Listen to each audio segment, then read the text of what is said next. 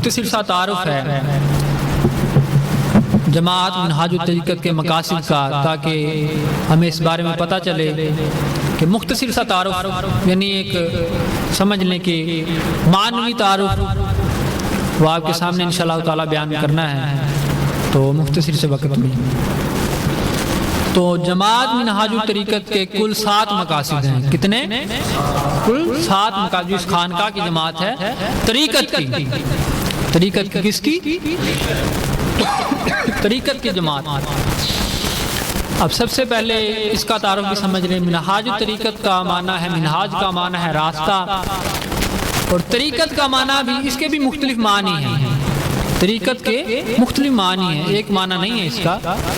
اس کا ایک معنی آپ یہ بھی کہہ سکتے ہیں کہ راستہ بھی کہہ سکتے ہیں، اور اگر طریقت اور تصوف کی اصطلاح میں اس کا معنی لیں تو اس کا معنی بنتا ہے راہ حقیقت، یعنی جو حقیقت کی راہ ہے وہ کیا ہے؟ وہ طریقت۔ جو حقیقت کی راہ ہے وہ طریقت کی راہ ہے، ٹھیک ہے نا؟ یعنی راہ حقیقت کو کیا کہتے ہیں؟ طریقت، ٹھیک ہے نا؟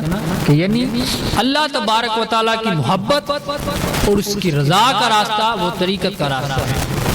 اللہ کی محبت اور اس کی رضا کا راستہ ہے۔ اللہ کی محبت اور اس کی، اونچا بولے، اللہ کی محبت اور اس کی رضا کا راستہ جو ہے وہ کون سا راستہ ہے؟ طریقت کا۔ اونچا بولیں، کون سا راستہ ہے؟ طریقت کا راستہ ہے۔ بات سمجھ آ گئی؟ یا بات ذہنوں میں بٹھا لیں کہ طریقت کا معنی ہے اللہ، اس کے رسول کی محبت اور رضا کا جو راستہ ہے وہ طریقت کا راستہ ہے۔ اب آگے چلتے ہوئے اس جماعت کے جو مقاصد ہیں ان میں سے پہلا مقصد جو ہے وہ ہے تزکیہ نفس و تصفیہ باطن۔ کون سا؟ تزکیہ نفس اور تصفیہ باطن۔ ادھر بھی دیکھیں اور میری طرف بھی دیکھیں تاکہ ادھر سے بھی آپ کو پتہ چلے اس کی ادائیگی میں، اور میری طرف بھی بات ہو، یعنی تزکیہ نفس اور تصفیہ باطن، یہ پہلا مقصد ہے۔ اب اس کا بھی تھوڑا معنی تعارف آپ کے سامنے بیان کروں، وہ یہ ہے کہ تزکیہ کہتے ہیں پاک ہونا۔ تزکیہ کسے کہتے ہیں؟ پاک ہونا، ٹھیک ہے نا؟ تزکیہ کا معنی ہے پاک ہونا، پاک کرنا، یعنی میل سے، گندگی سے، پلیتی سے، ناپاکی سے کسی چیز کو دور کرنا، اسے کہتے ہیں تزکیہ۔ دور کرنا، ہٹا دینا، بچانا یا پاکنا، تزکیہ۔ آگے نفس کا جو لفظ ہے یعنی تزکیہ نفس، اپنے نفس کی پلیدی کو ختم کرنا، اس کی ناپاکی کو ختم کرنا، یہ تزکیہ نفس ہے۔ اب تصفیہ باطن، یہ دونوں یعنی جڑتے ہیں اور ان کا مقام جو ہے وہ برابر ہی ہے۔ جیسے آپ تزکیہ نفس حاصل کر لیتے ہیں اسی دوران آپ کو تصفیہ باطن بھی حاصل ہو جاتا ہے۔ تصفیہ باطن کہتے ہیں اپنے باطن، اپنے دل کی صفائی کو، اپنے باطن اور اپنے دل کی، اونچا بولیں، باطن اور دل کی صفائی کو کیا کہتے ہیں؟ تصفیہ باطن، تصفیہ باطن۔ اس طرح گھبرایا نہ کریں، دیکھیں کوشش کیا کریں جب میں آپ سے پوچھوں نا الٹا سیدھا جواب ضرور دیا گیا، اس طرح آپ میں ابیلٹی پیدا ہوگی، ایک قوت پیدا ہوگی، اور پھر آپ کی جھجک جو ہے وہ ختم ہو جائے گی اور آپ وہ شرم محسوس نہیں کریں گے ادائیگی میں۔ اس میں ایسی شرم والی بات نہیں، یا شرمندگی والی یا ندامت والی کوئی نہیں۔ آپ نے کون سی رٹی ہوئی ہے بات، میں بتا رہا ہوں تو سن رہے ہیں نا؟ تو جیسا بھی جواب آئے، اگر میں آپ سے پوچھوں الٹا یا سیدھا جواب ضرور دے دیا گیا۔ اس طرح آپ بار بار دہرائیں گے نا بات کو، آپ کے اندر وہ سٹیمنا اور ابیلٹی پیدا ہوگی اور قوت پیدا ہوگی ادائیگی میں جواب دینے۔ اور آپ کو کسی میدان میں بھی اگر جواب دینا ہوگا، ضرورت پڑے گی جواب دینے کی، تو آپ وہاں جھجک محسوس نہیں کریں گے، ٹھیک ہے نا؟ کیونکہ آپ کے اندر وہ ابیلٹی آلریڈی پیدا ہو گئی ہوگی، قوت، ٹھیک ہے نا؟ تو جیسا بھی جواب آئے وہ دے دیا کریں اور کوشش کریں بہتر ہو۔ اس میں شرمندگی، اگر غلط جواب بھی دے دیا تو اس میں شرمندگی والی کوئی بات نہیں، سبھی بیٹھے ہیں، اس میں کون سا حرج والی بات ہے، ٹھیک ہے نا؟ آپ سبھی یعنی سمجھ درس لینے کے لیے بیٹھے ہیں، سبق لینے کے لیے بیٹھے ہیں، اس میں شرم ساری والی کوئی بات نہیں، ٹھیک ہے نا؟ الٹا سیدھا جیسا بھی جواب آئے وہ دینا چاہیے، ٹھیک ہے نا؟ تو تصفیہ باطن کہتے ہیں دل کی صفائی کو۔ کس کو؟ دل کی صفائی کو، تصفیہ، یہاں سے یاد رکھنا، تصفیہ سے صفائی، یعنی وہ لفظ کے اعتبار جو لفظی ہے لفظ، اس سے یہ معنی سامنے آ رہا ہے، تصفیہ صفائی، یعنی اس میں بھی سواد ہے، صفائی میں بھی سواد، یہ یاد رکھیں۔ یعنی تصفیہ کا لفظ جہاں بھی ہے آپ نے سمجھنا اس کا مطلب ہے صفائی، یعنی تصفیہ باطن، اپنے باطن کی صفائی کرنا، یعنی تزکیہ نفس، اپنے نفس کی پلیتی کو نکالتے جانا اور ساتھ میں اپنے نفس کو، اپنے دل کو پاک کرتے جانا، دھوتے جانا۔ یعنی آپ جس طرح ایک برتن جو ہے نا اس میں جو گندگی لگی ہو یا کوئی ایسی چیز، اس کو پہلے آپ صاف کرتے ہیں، صاف کرنے کو کہتے ہیں تزکیہ نفس۔ تزکیہ نفس، آپ کے دل کا جو برتن ہے اگر وہ میلا ہے، اس میں گندگی ہے، اس کی گندگی کو ختم کرنے کو، نکالنے کو تزکیہ نفس کہتے ہیں۔ اور پھر تصفیہ باطن، یعنی اس برتن کو پھر اچھے طریقے سے دھو دینا تاکہ کوئی میل کچیل اس میں باقی نہ رہے، نشان تک ختم ہو جائے، اس کو کہتے ہیں تصفیہ باطن۔ بات سمجھ آ گئی؟ یعنی اس ناپاکی کو، اس گندگی کو نکال دینا اور مکمل طور پر پاک اور صاف کر دینا، تزکیہ نفس اور تصفیہ باطن، ٹھیک ہے نا؟ اب آگے چلتے ہوئے اس کا اگلا جو مقصد ہے اس جماعت کا وہ ہے اپنا اخلاق و آداب کا حصول۔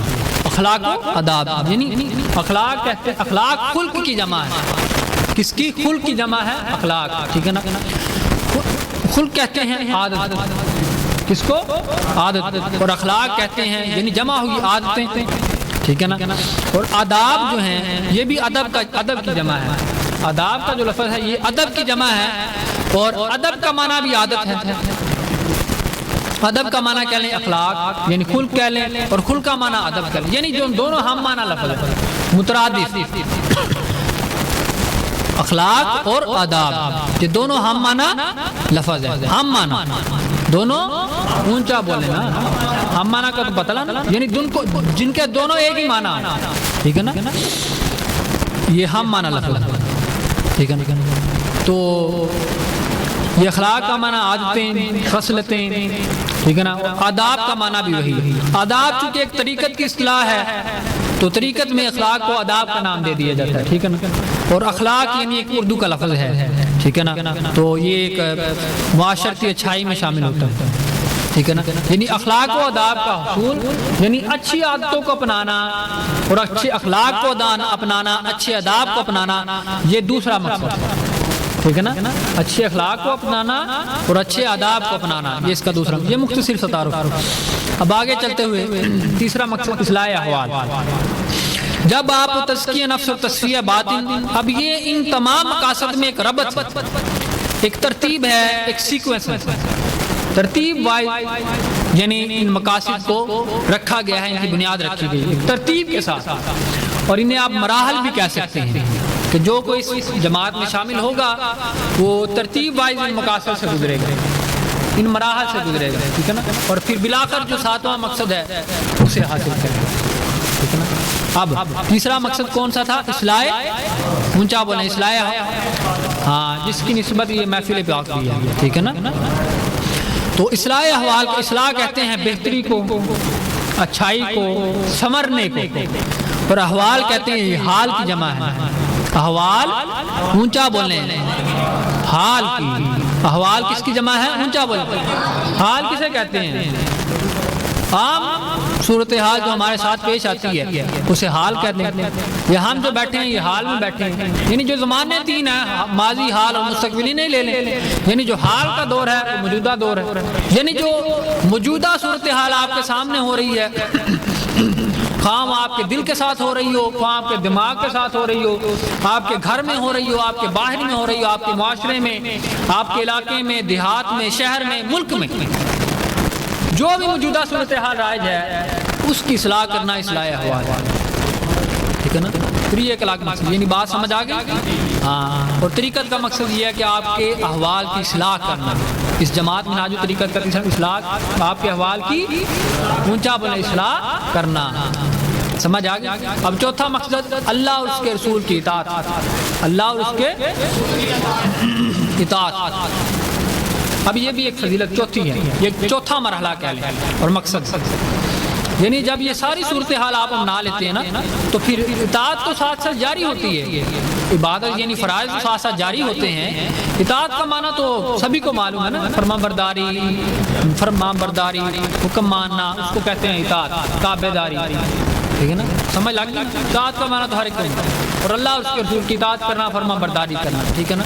تو یعنی جب یہ آپ پچھلے 3 مقاصد سے گزر کے آئیں گے نا، ان کو اپنا کے آئیں گے، تزکیہ نفس و تصفیہ باطن کو، اپنا اصلاح احوال کو، اخلاق و آداب کو جب اپنا کے آئیں گے تو اس مرحلے میں آئیں گے، جب اس مقصد کو اپنانے کے لیے آئیں گے تو پھر آپ کا دل وہ طاقت حاصل کر چکا ہوگا، آپ کا باطن ہے کہ آپ اللہ تبارک و تعالیٰ اور اس کے رسول کی نافرمانی کا سوچنے تک سے بھی گریز کریں گے۔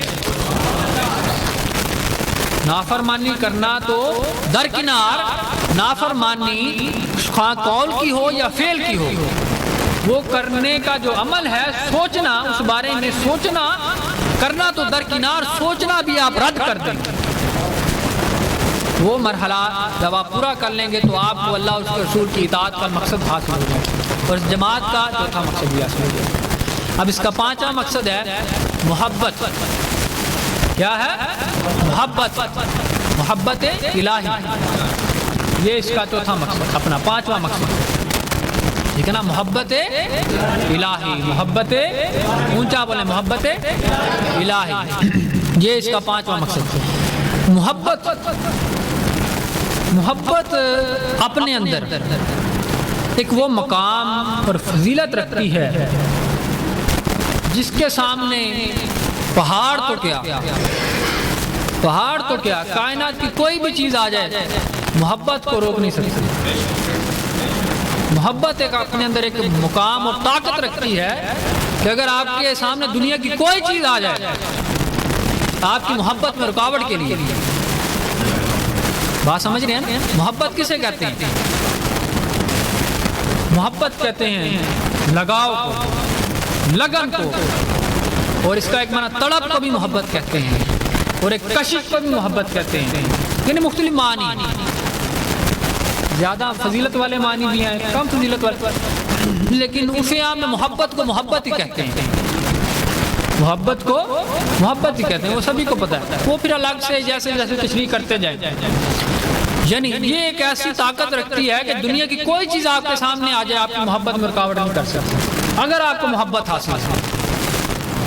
آپ 5واں مقصد جب آپ اس کو اپنائیں گے، اس جماعت کے منہاج طریقت کے 5ویں مقصد کو اپنائیں گے، یعنی محبت الہی کو، تو پھر آپ کو اللہ تبارک و تعالیٰ سے اس قدر محبت ہو جائے گی۔ اب وہ محبت کیسے ہوگی؟ وہ اللہ اور اس کے رسول کی اطاعت سے حاصل ہوگی، اور پھر اطاعت تب ہوگی جب آپ محبت کو اپنائیں گے۔ یہ بھی ایک دوسرے کو جوڑتے ہیں، اس لیے ان کی ترتیب رکھی گئی ہے نا، پہلے رکھا گیا اطاعت کو، پھر محبت کا مقصد ہے، یعنی اطاعت آپ تب ہی کریں گے جب آپ اگلے مقصد کو اپنانے کی کوشش کریں گے، محبت کو، کیونکہ اللہ تبارک و تعالیٰ نے قرآن مجید میں بھی ارشاد فرمایا نا کہ تم اس وقت کامیاب نہیں ہو سکتے اگر تم یہ چاہتے ہو کہ تمہارے والدین، تمہارے ماں باپ، تمہارے بھائی بہن، تمہارے رشتہ دار، اجزاء اقارب، مال و دولت جن کی فکر میں لگے رہتے ہو، اور اپنا جو عمارتیں تم نے بنا رکھی ہیں، جن کے ساتھ محبت رکھتے ہو، اگر تمہیں اللہ اور اس کے رسول سے زیادہ عزیز ہیں تو پھر تیار ہو جاؤ۔ اللہ فرماتا تیار ہو جاؤ، اس کی تفسیر میں ہے یعنی عذاب کے لیے تیار ہو جاؤ، عذاب کے لیے تیار ہو جاؤ، ٹھیک ہے؟ تو یہ ابھی آپ کو پتہ چلتا ہے، اور پھر آقا نے بھی اس کی تشریح فرما دی، آقا نے بھی فرمایا کہ تم اس وقت تک کامیاب مومن نہیں ہو سکتے جب تک میں تمہیں تمہارے والدین، تمہاری اولاد اور کائنات میں ہر چیز سے زیادہ محبوب نہ ہو جاؤں، دنیا میں ہر چیز سے زیادہ تجھے محبوب نہ ہو جاؤں، تب تک تم مومن نہیں ہو سکتے۔ اب یہاں ایک میں واقعہ بیان کرنا چاہتا تھا لیکن وقت بڑا مختصر ہے تو وقت بھی نہیں سنتا، آگے انشاءاللہ اللہ نے اجازت دی تو اس کی توفیق سے اگر موقع ہوا تو اگر ایسا موقع ہے تو انشاءاللہ ضرور وہ واقعہ بیان کریں گے، اور بڑا ایمان افروز واقعہ تو، لیکن ٹائم کی مناسبت دیکھ لیں تو یہ بات سمجھ آ گئی۔ محبت الہی ہے اس کا 5واں مقصد، یعنی اللہ تبارک و تعالیٰ کی محبت حاصل کرنا۔ اب اس سے اگلا کیا مقصد ہے؟ رضا الہی، رضا الہی۔ اب رضا الہی کب حاصل ہوتی ہے؟ جب محبت الہی حاصل ہو جائے تب رضا الہی حاصل ہوتی ہے، اسی لیے ان کی ترتیب بنائی گئی۔ مقاصد جب محبت آپ کو حاصل ہوگی تب رضا. اب اس کی تھوڑی سی مطلب، رضا کہتے ہیں اپنا راضی ہونا. رضا کسے کہتے ہیں؟ راضی ہونا. کہتے ہیں نا کہ اللہ کی رضا حاصل ہو جائے یا اللہ کی یعنی پسندیدگی حاصل ہو جائے، اللہ کی محبت حاصل ہو جائے، اللہ ہم سے راضی ہو جائے، اس کو رضا کہتے ہیں نا. ٹھیک ہے، تو رضا کا معنی ہے راضی ہونا، یعنی رضا الہی کا حصول، یہ اس کا چھٹا مقصد ہے. تو یہ محبت الہی سے حاصل ہوتا ہے. تو اس کی چھوٹی سی مختصر تعریف سامنے رکھتا ہوں، وہ یہ ہے کہ رضا الہی کیسے حاصل ہوتی ہے. جب آپ سمجھیں اپنا حضور بہاؤالدین ذکریہ ملتانی سے کسی نے پوچھا نا کہ اللہ کی رضا کیسے حاصل ہوتی ہے، پتہ کیسے چلے گا کہ اللہ ہم سے راضی ہو گیا. ٹھیک ہے نا. تو آپ نے فرمایا کہ جب تو یہ سمجھے کہ اللہ کے احکام کو اپناتے ہوئے تجھے خوشی محسوس ہو، اللہ کے حکم کو اپناتے ہوئے تجھے خوشی محسوس ہو، اور تو اللہ سے راضی ہوتے ہوئے یہ عمل کرے، تو سمجھے تو اللہ سے راضی ہو. یعنی جب تو اللہ سے راضی ہے تو سمجھ لے کہ اللہ تجھ سے راضی ہے. یہ نہیں کہ ہوں سانو مال دولت لب گئی تو اسی اللہ کے راضی، یہ گل نہیں ہے. فرمایا کہ جب تم نیکی کرتے ہوئے خوش ہو، خوشی محسوس ہو، اور دل میں ایک راحت محسوس ہو، سمجھو کہ اللہ تجھ سے راضی ہے. تو یہ رضا کا مقصد ایک بہت فضیلت والا ہے. یہ ایک معمولی سی رضا، یعنی جسے کہہ لیں کہ ہم اگر نماز پڑھتے ہیں تو ایک راحت محسوس ہوتی، تو ایک رضا کا سب سے نچلا درجہ ہے. یہ تو بڑے بڑے درجے ہیں نا رضا کے، بہت یہ تو مختصر تعریف کرنا. اب آخری جو مرحلہ ہے وہ یہ ہے کہ معرفت الہی. وہ کیا ہے؟ معرفت الہی، یعنی معرفت کہتے ہیں پہچان. معرفت کسے کہتے ہیں؟ معرفت کا معنی کیا ہے؟ پہچان. اور الہی کسے کہتے ہیں؟ اونچا بولیں. اچھا جیسا بھی آپ کو جواب بتا دیا. الہی کسے کہتے ہیں؟ اللہ کو. کسے کہتے ہیں؟ ہاں اللہ کو. جہاں بھی الہ کا لفظ آئے سمجھے وہ اللہ کی شان ہے. ٹھیک ہے نا. وہ اللہ کی الہی یعنی الہی، یعنی یا جب چھوٹی یا لگ جائے نا تو یعنی الہی یعنی ہمارا آقا. الہی کا معنی یہ بھی آپ کو بتا دوں، الہ کہتے ہیں، الہ اس ذات کو کہا جاتا ہے جس کے آگے سجدہ کیا جائے، جس کی عبادت کی جائے، اسے کیا کہتے ہیں؟ الہ کہتے ہیں. اور اپنا جب یا چھوٹ لگ جائے اس کے ساتھ ایک نسبتی حروف ہے، یعنی جب ایک ہوتا ہے لفظ رب، کیا رب، اور ایک ہوتا ہے ربی، ایک ہوتا ہے ربی. رب کہتے ہیں خدا کو، بائی تعالیٰ کو. ربی کہتے ہیں یعنی میرا رب. رب صرف رب. جب اس کے ساتھ جا لگ جائے اسے کہتے ہیں ربی. ربی کا معنی بن جاتا ہے میرا رب. ٹھیک ہے نا. جیسے اللہ نے فرمایا نا ولی، ولی یعنی یہ دوست ہے، میرا دوست، یعنی اللہ کی یہ شان ہے کہ وہ دوست. ٹھیک ہے نا. تو جس کو وہ یہ شان عطا کرتا ہے، یہ صفت عطا کرتا ہے، وہ ولی بنتا ہے. تو ولی کا معنی ہے میرا دوست. ٹھیک ہے نا. تو یہ الہی کا معنی اسی طرح یعنی الہی اللہ کی شان. تو معرفت الہی یہ آخری مقصد ہے اس کا، اور آخری مرحلہ ساتواں وہ یہ ہے. معرفت کا معنی کیا ہے؟ اونچا بولیں. کیا ہے؟ آپ کہتے ہیں نا بھائی اس کی معرفت سے مجھے یہ بات حاصل ہوئی، یہ پتہ معلوم ہوا، یہ کہہ لیں یہ تو ہڈی معرفت نہ ہے نا. تو آپ کی نسبت سے یہ معرفت، یعنی معرفت کہتے ہیں پہچان کو. یہ معرفت ایسا مرحلہ ہے طریقت نہیں، یہ سب سے آخری مرحلہ ہے. تو جماعت منہاج طریقت کا سب سے آخری مقصد ہے اور مرحلہ یہ ہے کہ جب آپ کو تمام مقاصد پچھلے حاصل ہو جائیں گے تو پھر آپ کو معرفت الہی نصیب ہو جائے گی. معرفت الہی کہتے ہیں یعنی اللہ کی پہچان آپ کو حاصل ہو جائے گی. جب اللہ کی پہچان آپ کو حاصل ہو جائے گی، اس کی معرفت حاصل ہو جائے گی، تو تمام حجابات اٹھ جائیں گے، تمام پردے اٹھ جائیں گے. پھر زمین سے لے کر آسمان تک کوئی پردہ نہیں رہے گا، صرف خدا واحد کی ذات ہے. پھر ہر ذرے میں، کائنات کے ہر ذرے میں، ہر جسم میں، ہر جاندار میں، ہر بے جان میں آپ کو کیا نظر آئے گا؟ خدا واحد ہی نظر آئے گا. خدا واحد ہی نظر آئے گا. یہاں ایک ضمن میں چھوٹا سا واقعہ بیان کرتا چلوں کہ قبلہ اعلیٰ صاحب سیدنا ظفر الرحمان شاہ صاحب رحمۃ اللہ تعالیٰ علیہ، آپ اپنا خلیفہ مجاز میاں محمد صدیق رحمۃ اللہ علیہ کو ایک مرتبہ جا رہے، تو ایک پودا تھا، اس کے پتے تھے. تو آپ نے اپنے شاگرد رشید اور اپنا خلیفہ مجاز کو بتایا کہ کیا تم دیکھ رہے اس پتے کو؟ جی حضور دیکھ رہے ہیں. آپ نے فرمایا پتہ اس کے اوپر کیا لکھا ہے؟ حضور آپ بہتر جانتے ہیں. تو ساڈے ورگا آکھنا ہی تے ہوندا تے اساں آکھنا کہ نہیں، ہم تو پتہ کوئی نہیں کی لکھے. آپ نے فرمایا آپ بہتر جانتے ہیں. یعنی یہ ایک ادب ہے، یعنی جو شیخ کہے اسی کی بات کو مانے، شیخ کے متضاد میں کوئی بات نہیں۔ آپ نے فرمایا کہ یہ پتہ ہے اس کے اوپر کیا لکھا ہے تجھے پتہ ہے؟ حضور آپ بہتر جانتے ہیں۔ وہ ساڈے ورگا ہوندا انہوں نے آکھنا جی سانوں کی پتہ انہاں تے کی لکھیا، پتہ ہی ہے، پتہ انہاں تے کی لکھیا ہونا، شاخاں بنیاں کوئی چھوٹی موٹی ریشے سے بنی۔ فرمایا نہیں حضور آپ بہتر جانتے ہیں۔ فرمایا کہ اس کے اوپر اللہ کا نام لکھا ہے، اسے کہتے ہیں معرفت، یعنی جب اللہ کے ولی کو معرفت الہی نصیب ہو جاتی ہے نا، پھر وہ کائنات کے ہر ذرے میں اللہ کی ذات اور اس کے نام کو دیکھتا ہے، اور پھر جب یہ مقصد اور یہ مرتبہ حاصل ہو جاتا ہے نا، پھر کہتے ہیں کہ تصوف میں کاملیت، طریقت میں وہ بندہ کامل ہو جاتا ہے، پھر آپ اس کے سامنے جو مرضی کرتے جائیں، یعنی آپ اسے مارتے جائیں، اس نے کچھ محسوس نہیں کرنا، وہ پھر ہر ایک سے محبت ہی کرے۔